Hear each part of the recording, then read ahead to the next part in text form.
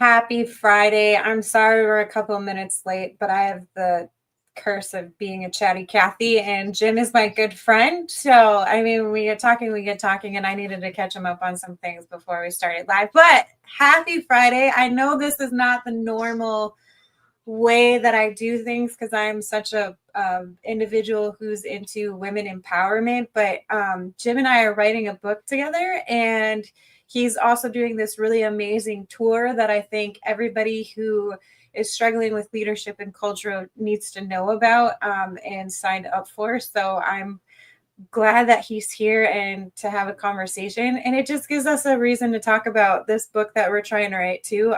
I'm the reason why it's being held up. I'll take full blame for that, but if you are joining us today, for sure, but mostly me as the group effort and just not getting to it. But if you're tuning in, please drop where you're tuning in from, ask questions. Like Jim, I don't like to be the only one talking. I really get excited when other people are engaging, so please feel free to drop questions to Jim. But Jim, hello. Thank you for joining me on Mavens Manufacturing. How are you doing today? I am loving life, my friend. It's Friday. It's a Friday before Automate. Getting ready for a whirlwind couple of days next week. But life is good.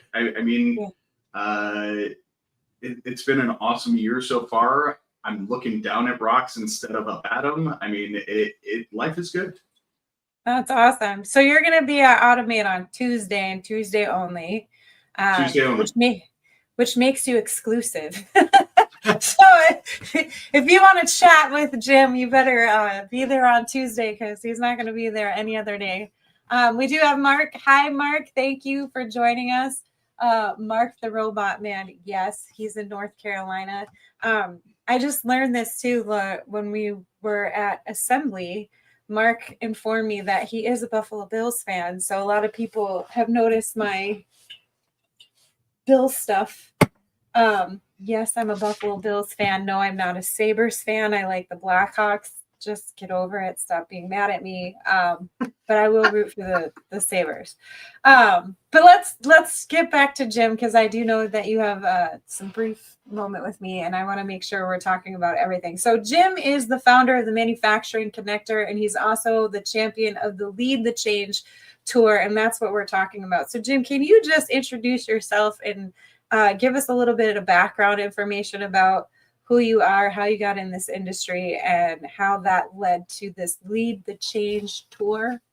Yeah, awesome. I've been in the industry for 25 years at this point. I started my career after I dropped out of college in the construction industry, serving, waiting tables, bartending at night, building houses by day. Walked into my first machine shop when I moved from actually building houses into distribution and fell in love with the industry from there. And worked for a number of different organizations along the way, MSC, Fastenal, Keyence, went to the NTMA in 2017, something around in there.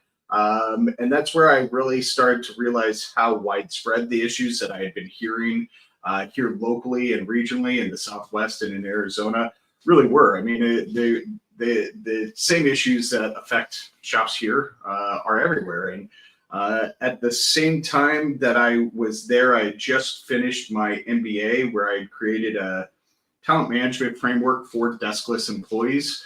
And so I started doing surveys for manufacturers for them to understand why people were leaving their company, what people felt about working there, and started my company in 22 as a result of that. Loved collecting that data, loved being in the shops, loved finding some of these root cause issues, and so started my company in 22, and one of the things, the common themes that I keep hearing through these surveys, through these assessments, is that we don't have deep enough benches in manufacturing.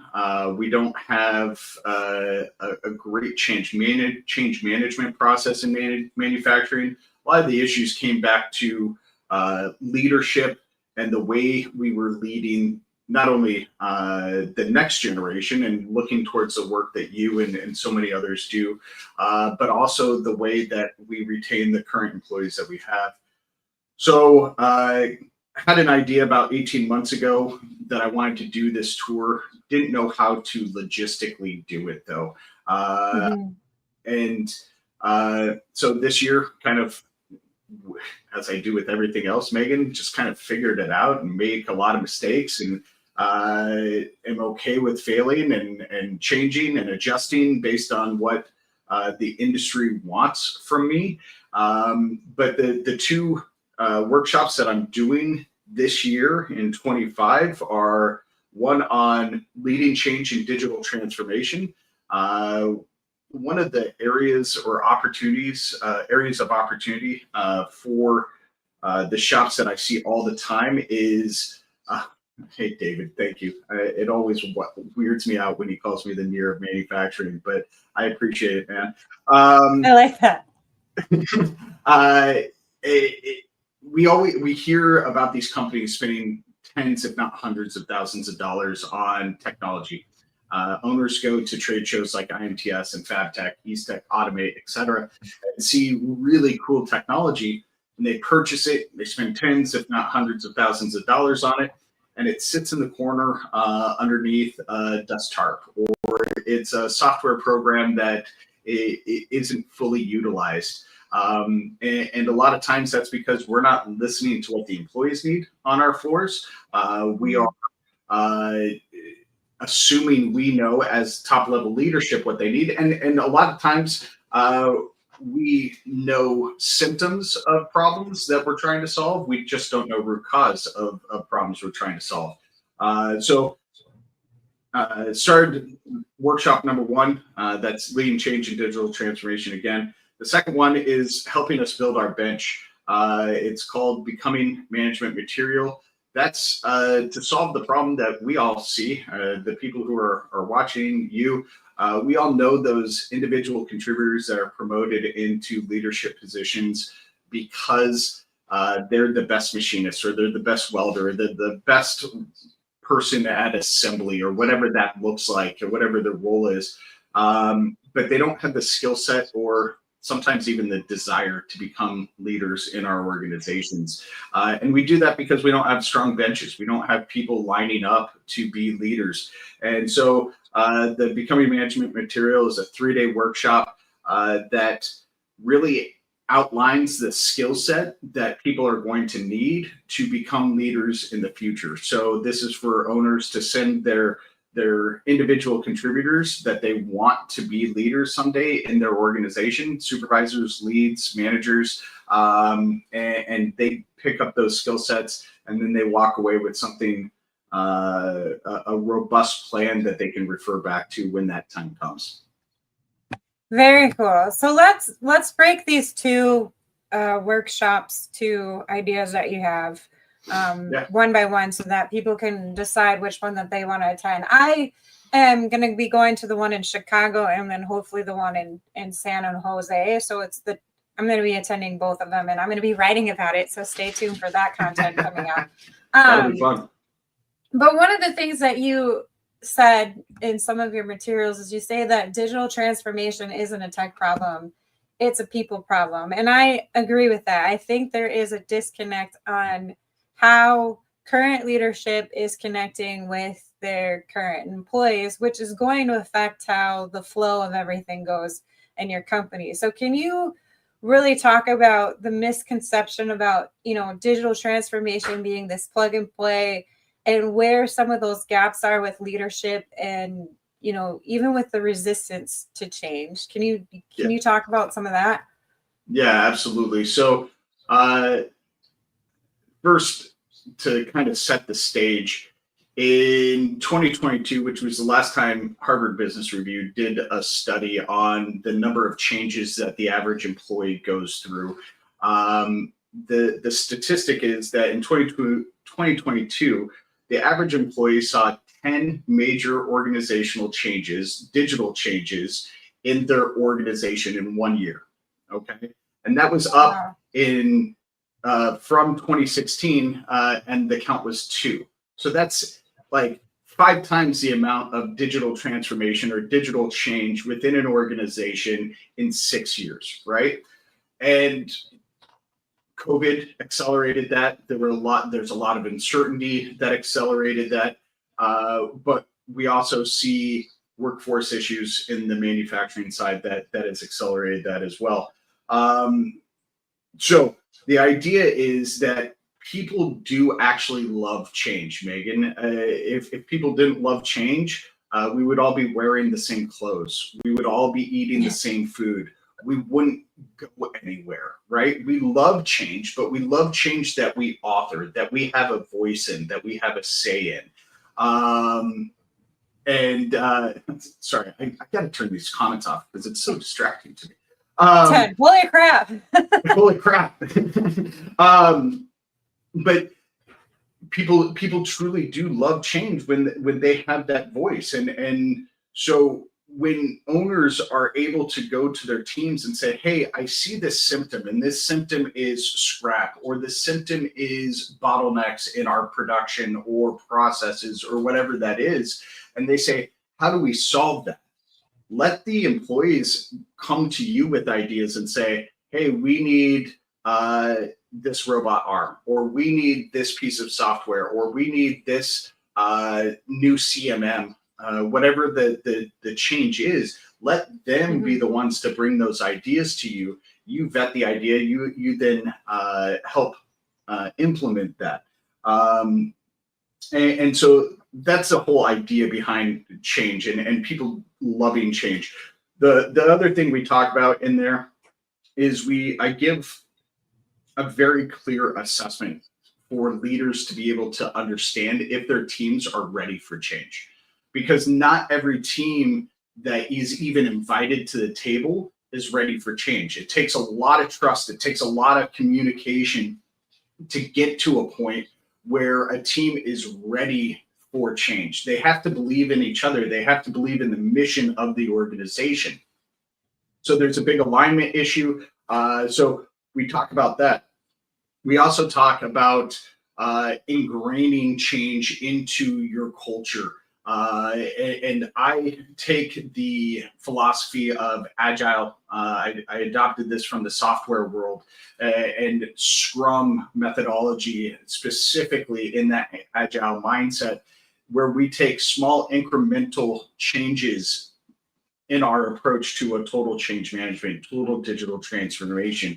We're not trying to do everything all at once. And so I outlined how we can, as leaders, ingrain that culture, how we can talk to our leaders, our frontline leaders in our organizations to help ingrain that culture, and how our employees will then respond to that. I was fortunate enough to have David Turner at the Cleveland event just a couple of weeks ago, and I loved his input. I loved the conversation that we had. It was a great conversation, great collaboration between a lot of people in the room. So it's been great so far. The next one for that instance is St. Louis on May 28th.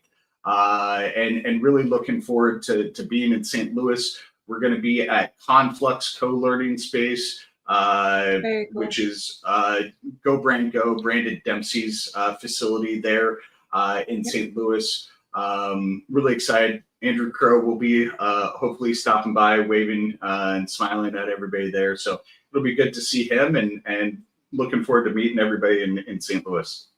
Yeah. So David, since you're on here, if you're still on here, if there are any like key highlights or insights that you have from that event that you want to share with the rest of us, please drop that in the comments. I think one of the things too is with change, you know, especially in some of these companies, and I'm going to bring up that old, well, I shouldn't say old guy, but he was old at the assembly.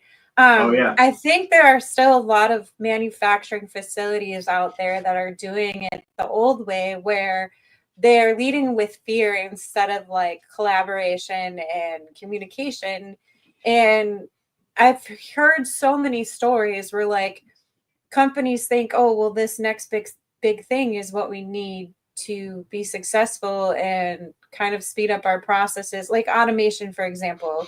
Everybody's talking about what do we need to automate so that we can stay competitive, because if we don't automate, we're going to fall behind the curve.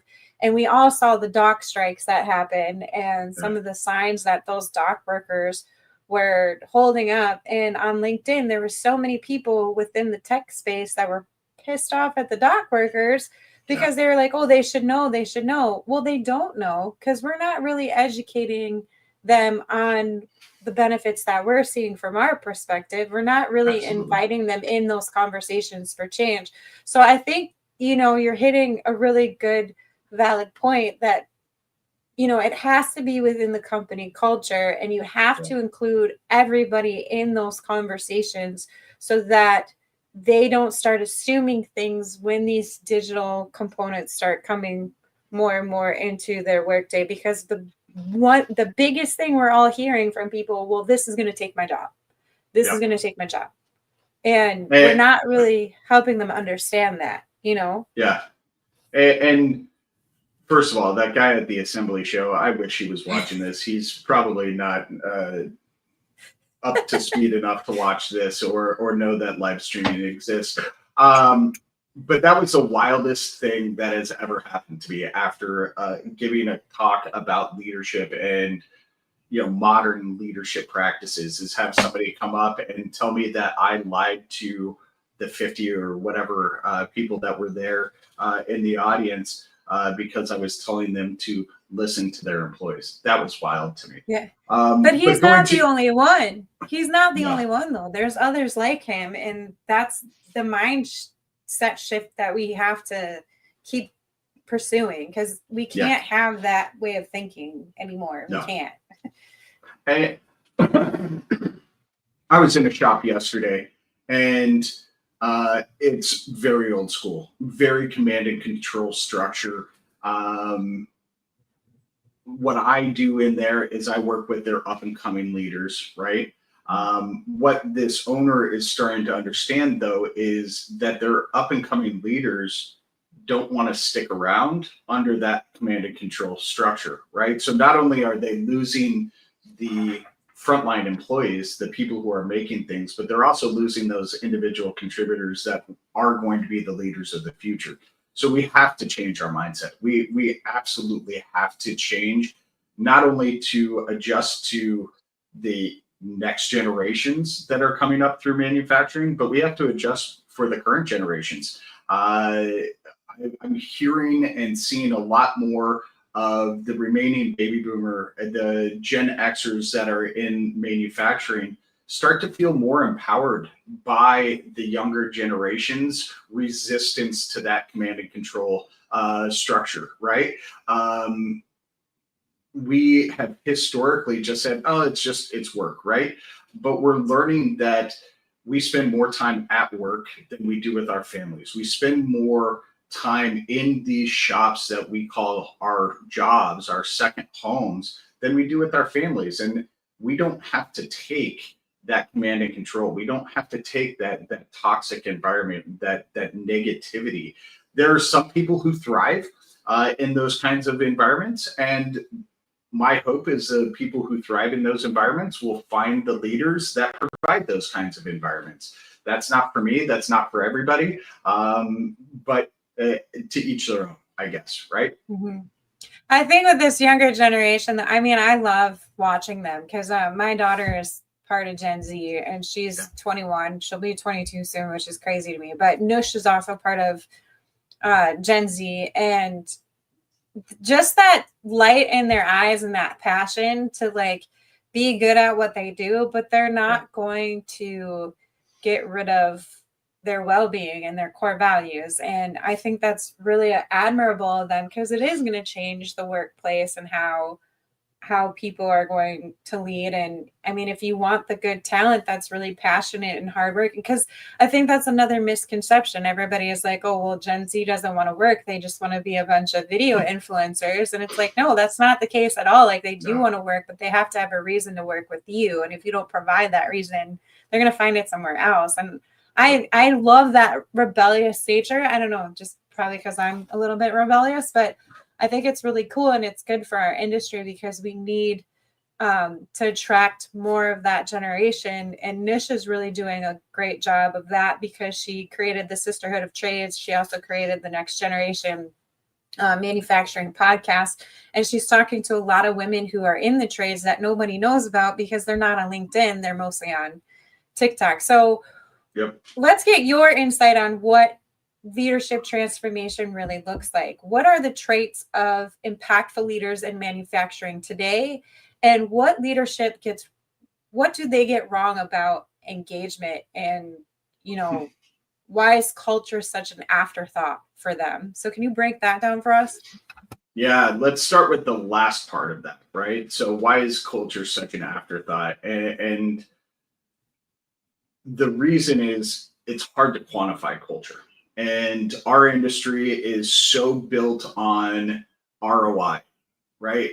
On when we're out buying a new CNC machine or a new welding cell or a new robotic cell, we're able to quantify what we get back and how long it will take for us to get that back, right? What is that return on our investment? It's hard to quantify culture in terms of ROI. Unless you are aware of how to measure turnover and the impact that turnover has on your organization, right? So that's why culture has been ignored for so long. Go ahead, you were going to say something. Yeah, because is it really hard though to do that? Because there's studies out there that show that prove that when employees are happy, when they feel more human at your facility, they're more productive, which in turn affects your overall ROI. So isn't there that connection between culture and employee happiness, or are we absolutely just not seeing it? No, there is. Not everybody takes the time to be able to draw those correlations. A, B, it takes a lot longer to see the results. You can see a return on investment on a machine tool in 12 to 18 months, right? You won't necessarily be able to see the ROI of a culture change within that 12 to 18 months. It takes a lot longer. The third issue, Megan, and this is probably the bigger one, is it takes a lot of intention. It takes a lot of hard work. It's not an easy thing to do to change your culture to a point where you do see tangible results. I've worked with some shops for multiple years, and we saw an increase of employee engagement when the owner was willing to do the work. And then when he disengaged from the project, we saw an absolute collapse. It takes a lot of intention. It takes hard work. And so if people are looking for a short-term fix or a short-term ROI and they're not willing to do the work, then they're not going to see that return. And that's why culture has so often been pushed to that back burner. I do want to pull up some comments here. Randy said, hello, Jim. Hello, Megan. Hi, Randy. Thanks for joining us. And then Daryl, your last name is interesting, and I'm not going to try to say it because I might mess it up. At MPC, we don't exist to make plastic parts. We exist to provide an environment where people can come to work, be treated with respect, and contribute to society. They can then go home and lead their families using the same philosophy. I love that. And I love that he makes the connection to society because that sense of purpose, I think, really drives a lot of employees. Drop in the chat, Daryl, what roles you're hiring for right now, because I think it's important for people who want that, which I would if I was looking for a job right now. that they know the companies that are out there that are hiring for the roles that they or the skill sets that they have. So Gatrix like the Matrix. All right, cool. Daryl, drop your open roles in the comments, because I'd love to even put this out there on my page. I love that comment and appreciate you. So going back to some of the other questions you had in that multi-question or prompt question there, some of the leadership qualities that get ignored. Biggest one is emotional intelligence, right? We see a lot of leaders ignore emotional intelligence as a soft skill, as a leadership skill. They don't understand how their emotions, how their outbursts, how their reactions to things impact the people around them. They expect people will just get over it and move on with their day. Where in reality, if I see my boss blow up at me or at the person next to me on the line, that's going to impact me for the rest of the day, right? If not beyond that. And so that then has an impact on my production level. It has an impact on the production level of people around me. If I'm impacting my production level, then Deber's not getting the parts that they need. Shipping and receiving's not. It impacts the entire thing. So when leaders are super emotionally intelligent and they're able to say, "Hey, you know, I lost my shit this morning." Can I cuss on your show? I'm sorry, I didn't realize. Yeah, I didn't ask the question, but there's no judging here. all right, cool. Cool. I lost my shit on you this morning. I really apologize for that. I walked out of the door. My teenager yelled at me before I walked out of the door. Wasn't in a great mood, and that's why I kind of lost my shit. I really apologize. Right? Those kinds of moments where you are vulnerable, you're accountable for your own actions, you're accountable for your own emotions, go a long way in changing that dynamic with the people who work for you. So I think that. And I just listed the three that I think are most important: accountability, vulnerability, and emotional intelligence. To me, if you can do those three things, then you will lead this next generation in ways that you didn't know were capable.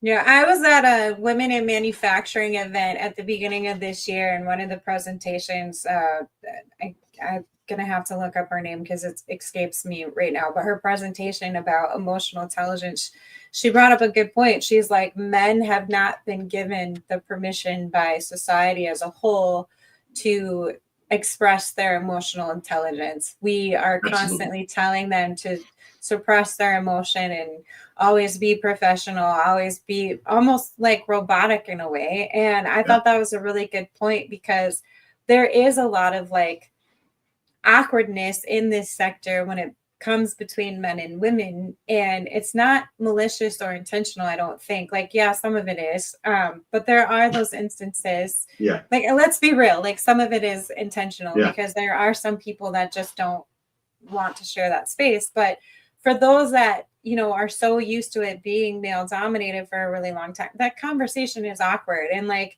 one of the things that also came up during that conversation is, I know a lot of women who talk about their families all the time. Like, you know me, I talk about my kids all the time. I brag about them and pull out the pictures, and sometimes get teary-eyed. And, you know, there was a gentleman at that show who was like, I never get asked about my family. I never talk about my family. And I'm like, well, I'm going to ask you. So immediately I was like, show me your kids. Let me see your kids. So I think we just have to create that space and give each other permission to be human and, absolutely, you know, have those conversations. So we do promote people who are technically strong, and you did bring up emotionally intelligent. So out of all those other things, you know, how does Lead the Change really address the skills gap that we're seeing? Even though I'm not really thinking it's a skills gap. I just think the talent is out there and we're just not grabbing their attention. So how is your tour really closing the gaps that we're seeing in the workforce right now? Yeah, and I love that pivot that you made right there, right? Because to me, it's not a skills gap really anymore. people like you, people like Drew, people who have been working on this skills gap for a long time, to find that next generation, to close that gap. It's no longer a skills gap. It's a leadership gap. It's a culture gap.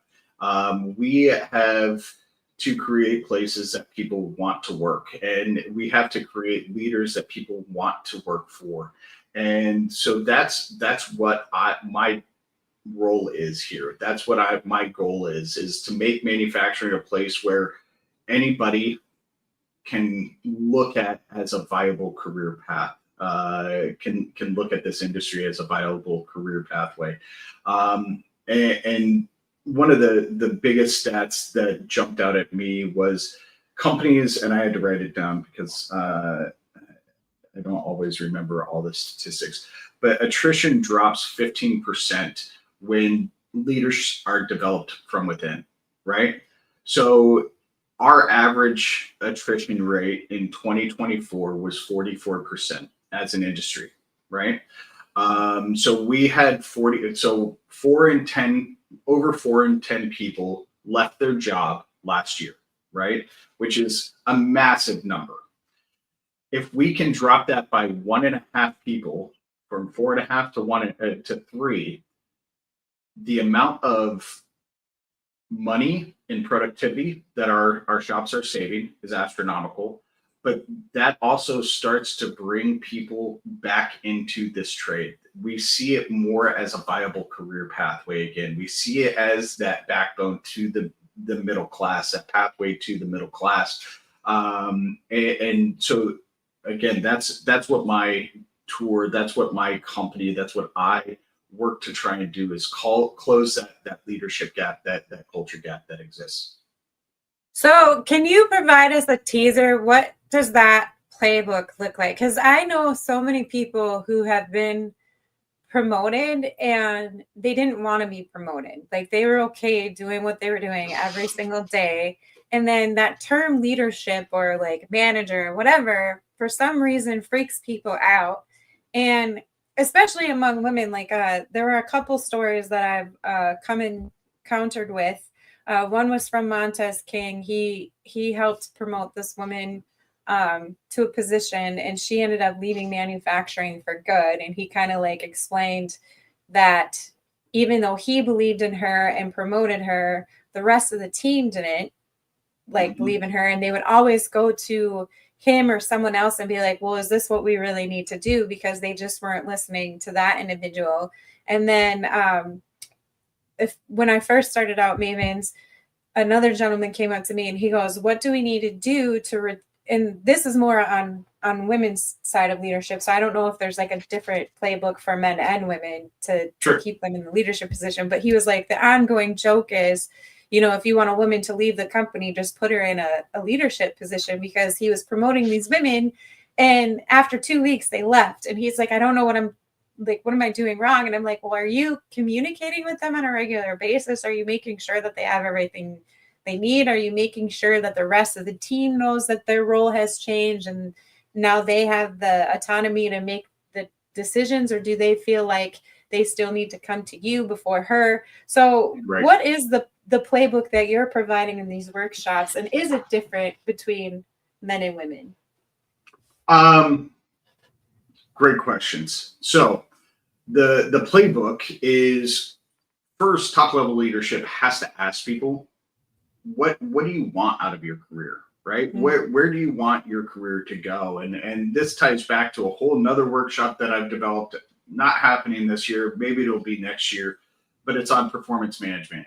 And so many companies in our industry treat performance management as an event, not as a process, right? So it's an annual performance review, not a biweekly check-in, not and when you do a performance management as a process instead of an event, then you understand the pathway that your employees want to go. Do they want to be the best machinist? Do they want to be the best welder? Do they want to move up in the marketing or cross-functionally within your organization? Do they want to be a leader, right? Do they want to be a supervisor or a manager or a lead on the floor? So we have to start asking those questions as the first stop to any leadership development change in this industry, right? Once we've determined that, yes, they want to be a leader, then our role as top level leadership is to make sure that the rest of the organization is aligned with the values that made us select them to be a leader within the organization, right? If we say if I say, Megan, I'm going to promote you to my lead of welding, but my company's values don't support women in leadership, then you're going to fail, right? There's not a separate playbook on how Megan leads versus how Jim leads on the floor. There's a playbook for how top level leadership supports Megan and how they support Jim as leaders on the floor. Does that make sense? Mm-hmm. Yeah, I think so. Daryl said, should never be a surprise or first time for someone to hear something in a performance review. Dan Skippy, man. Daryl, I think you and I need to have a conversation. I'm liking what you're putting on the side here. And I like Gatrix like the Matrix. I like that too. Yeah. Make a shirt out of it. Make a shirt out of it. There we go. I remember a performance review that I had, and one of the things that was said was that there were complaints among other employees about my performance. And I was like, well, who are these complaints from? Like, I called out the person giving me the performance review because I knew they were the one that complaints about me, and not everybody not everybody that I was working with. So they were really upset with me when I wouldn't sign the performance review, because I was like, I'm sure I can go around this entire shop and no one's going to say that they have an issue with me, because I actually listen to them and I take what they are giving me and put it into the writing and the content with some thought and empathy. So I was like, I'm not signing this. It was a big ordeal, but it's just like, no, you're the one who has the problem, and I'm not changing for anyone. So if someone's watching this and thinking, yikes, this is my plant, where do they start? Like, how can they start making changes? Because I think that is a big stepping stone for some, and they just don't know how to do this. And then Daryl said, I think we're scheduled, Jim. So you already have someone scheduled with you. That's awesome. Sweet. Daryl, can't wait. Shows you how up to date I am on my calendar. I apologize, Daryl. I'm looking forward to it. So if somebody's listening, they're like, oh man, this is describing me.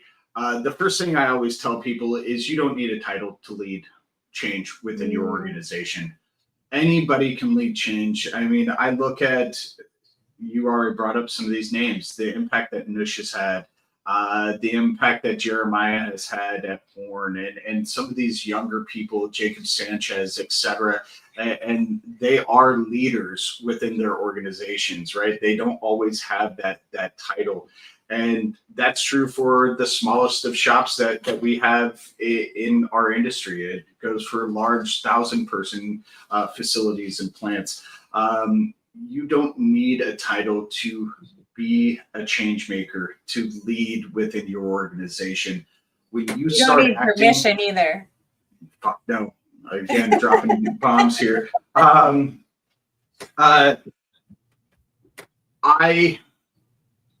If you start acting and treating others with empathy, with vulnerability, you hold yourself accountable and you hold each other accountable, then you are going to start the organization on a path to change, regardless of your title.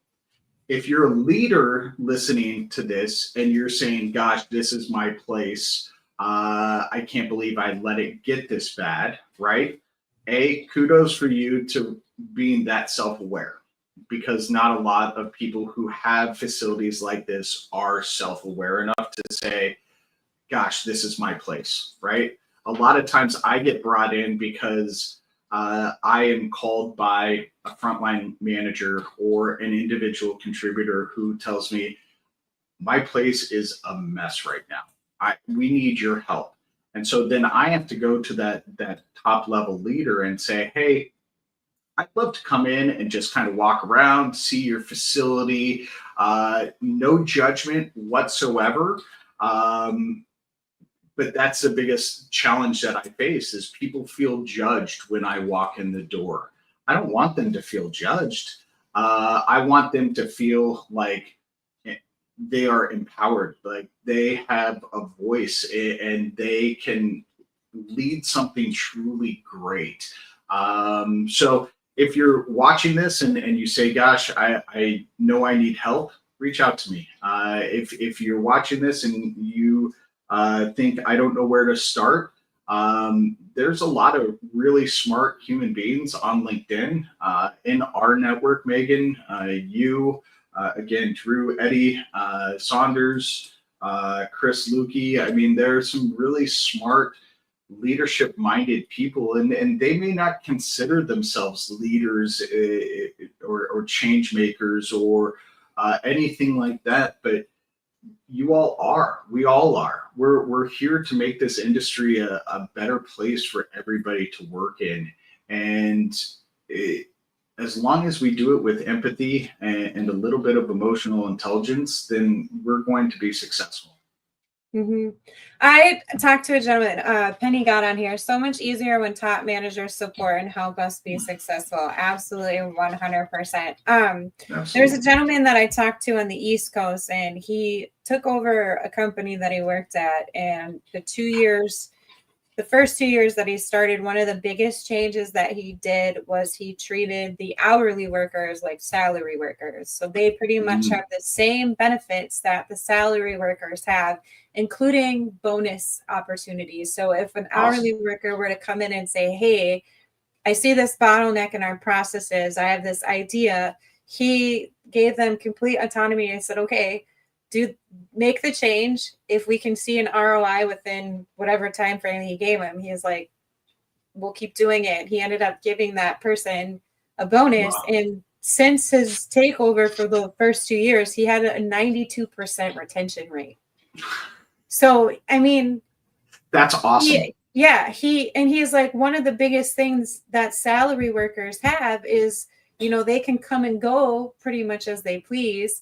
So they don't have to like clock in, clock out. I let my hourly workers, if it's within a 2-hour time frame, if they have something come up that's an emergency with their kid, or if their kid has an after school thing that they need to go to, yeah, sure, take that time. And then if you need to make up the time, you can make it up on Fridays, because he shortened the week from Monday to Thursday. So they have their Fridays off. But he gives them autonomy, and he makes them feel like they're part of the team, which I think is a huge thing. Daryl says, as a leader, if we're not developing leaders, we're not doing our jobs as leaders. 100%. Absolutely. I agree. Our job as leaders is to make other people better than us, right? That's our entire role as a leader, is to make somebody better than we are. Just like parents. Our job as parents is to make our kids better human beings than we are. Right? Yeah. And so if we're not developing that next generation of leaders as a leader, then we're not doing our job. We are not effective. Well, society can't progress forward if we remain neutral. And trust me, you don't want another Megan Zimba walking around the way that I am. So my daughter is 100% a lot better than I am. I made sure of that. So let's do a rapid fire before we get to closing off of this. What is the biggest culture killer in a shop that you're seeing today? Misalignment. And by misalignment, I mean misalignment of values, meaning vague values thrown up on a wall, right? I mean, we've all walked into those shops. We've seen those shops where there's accountability on the wall, but it means nothing because nobody's put it in context or commitment or character or whatever that is, right? When you just throw vague words on a wall, it will absolutely kill your culture because people don't know what accountability means in that context. Yeah. One of my favorite experiences was asking people what their values were, their company values, and they actually looked at absolutely. Yes. They didn't know. They were like, they had no idea. Yeah. What's the best leadership advice you ever got throughout your career?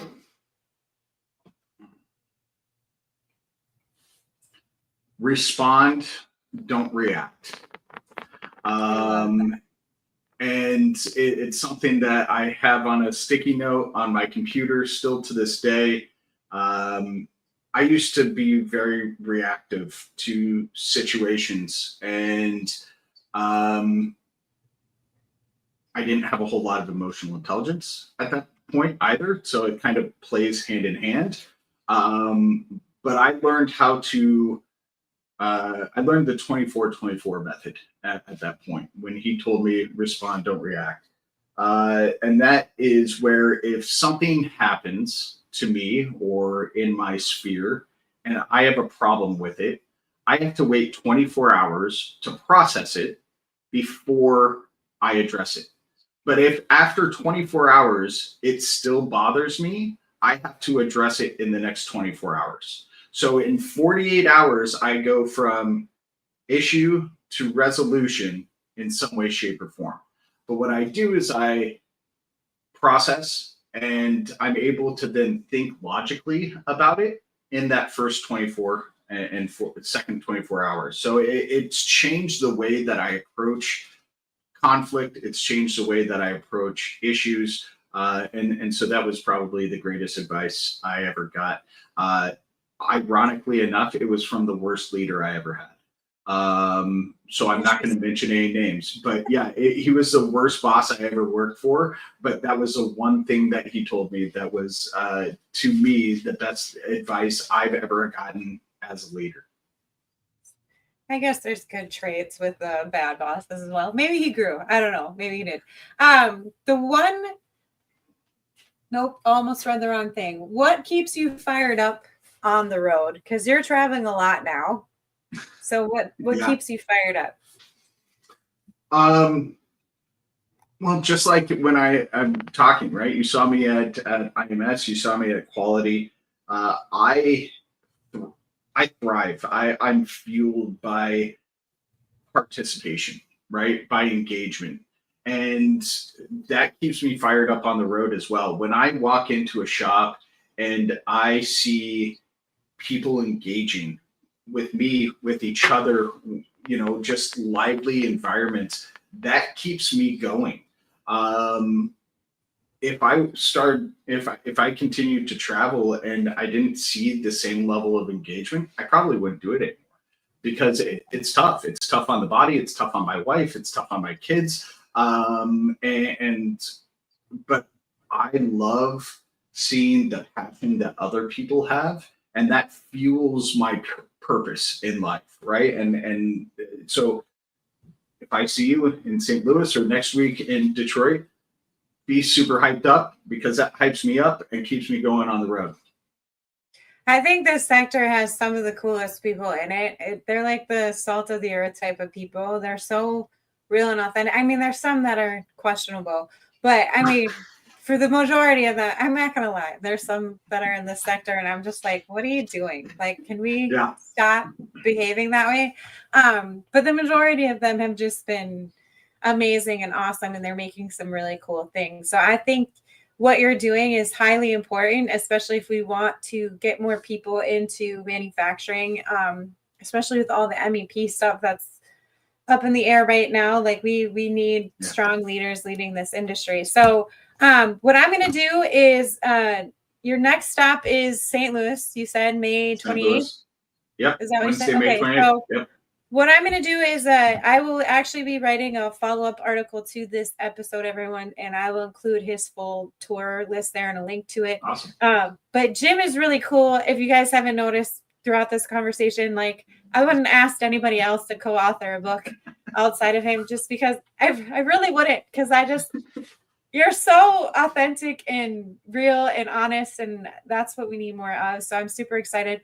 And yes, I did say that we are writing a book. So stay tuned for that. I'm working on the first 3 chapters. My life got real busy real quick, and I've been telling Jim, I have content for you to review, and I just haven't sent it to him yet. So this is me putting it out in the universe so that I actually do it. And manifest. Yeah, and it's going to be fun, because can you just imagine the 2 of us on a book tour? Like, it's oh my God. It's going to be a blast. Yeah, I'm super excited. And I'm gonna have Yeah. to apologize to your family because they can come with us. So we'll just make it so they can Absolutely. come with us. Yeah. We'll So then- just get a big bus or something, and I'll just Yeah. drive around the country. I Oh love my it. God, my two boys especially will flip out. My daughter will just come along and hang out and practice her nursing skills if anyone gets hurt. So it's all good. It's all good. Well, Jim, thank you so much. I really appreciate you. I'm super excited to see you for automate that one day. I know you're busy. Your schedule's already packed, but I'm going to wave at you and say hi anyways. So anyone tuning in, make sure that you're following Jim on LinkedIn. He is very active on there. And then if you don't know the culture podcast that he has, be sure to follow that and connect with that. He has some really great conversations. But Jim, what would your big ask be for anyone tuning in today? Treat each other like human beings. That's all I can ask. Respect each other. We're in a weird fucking time in this world, in our lives. And everybody's going through it in one way, shape, or form. So just treat each other with kindness. Treat each other with like a human being. And if somebody's having a bad day, give them a fucking hug. Yeah, I love it. Awesome. Well, Jim, thank you so much to everyone tuning in for your comments. I appreciate you. I hope you all have a wonderful weekend and stay tuned. If you are having a hard time trying to figure out how to tell your story, maybe Z Inc. Solutions is the partner for you. So stay tuned for a message from Z Inc. Bye, everyone. Have a great weekend. This episode of Mavens of Manufacturing has been sponsored by Z Inc. Solutions. Z Inc. Solutions. This isn't your grandmother's copywriting service. We provide copywriting and copy editing services that provide impactful text and memorable storytelling for a variety of brands and industries. Contact us today at zincSolutions.com. That's z-incsolutions.com.